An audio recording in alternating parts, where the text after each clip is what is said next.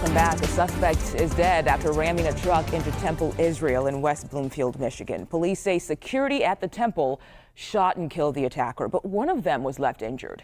Meanwhile, the FBI is calling the attack a targeted act of violence against the Jewish community.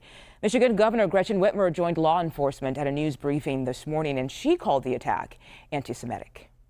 We will fight this ancient and rampant evil.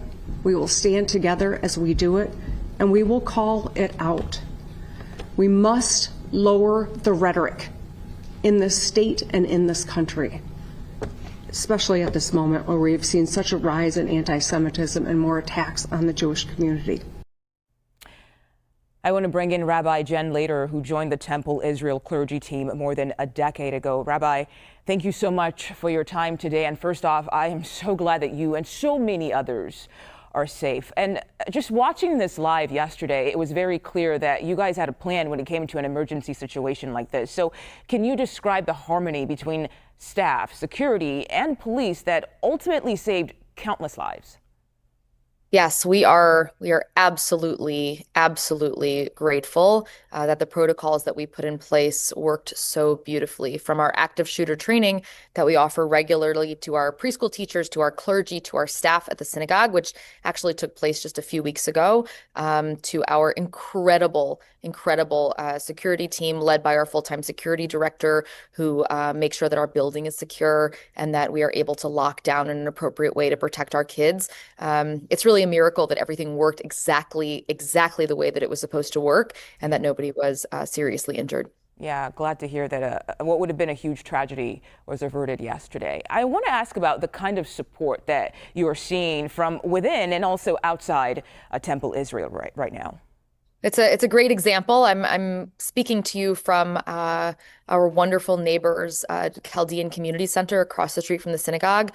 They have been just amazing. They served as a command center while we had no idea what was going on. Yesterday, a reunification center for kids and parents. They fed our kids. They brought out warm chocolate chip cookies to take care of them. And they've been just incredible partners, as have all of our local churches, other synagogues who have offered us their resources, their staff, their space, anything they can do to support us in this difficult time. And Rabbi, I don't want to take you back to a time that I know was clearly very painful, but I'm curious about your experience yesterday and what went through your mind when you first heard about this attack.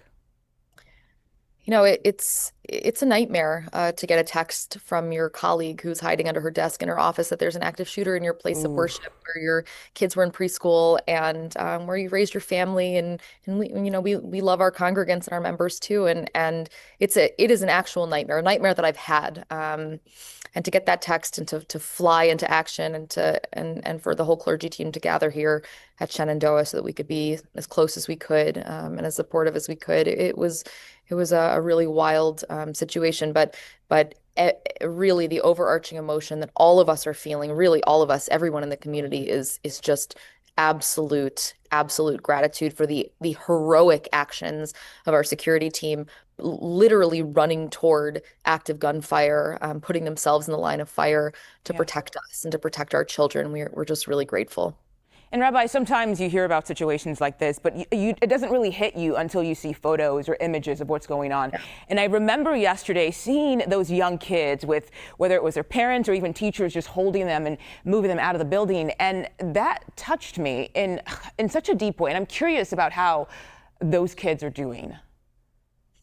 You know, our teachers are magical. They're helping our families raise their children. Our teachers are love their students. Yeah. And so the kids were protected. You know, they were singing Wheels on the Bus, hiding in the catch of the people behind the synagogue, opened their garages and pulled out blankets and let our kids shelter there when we didn't have anywhere to go.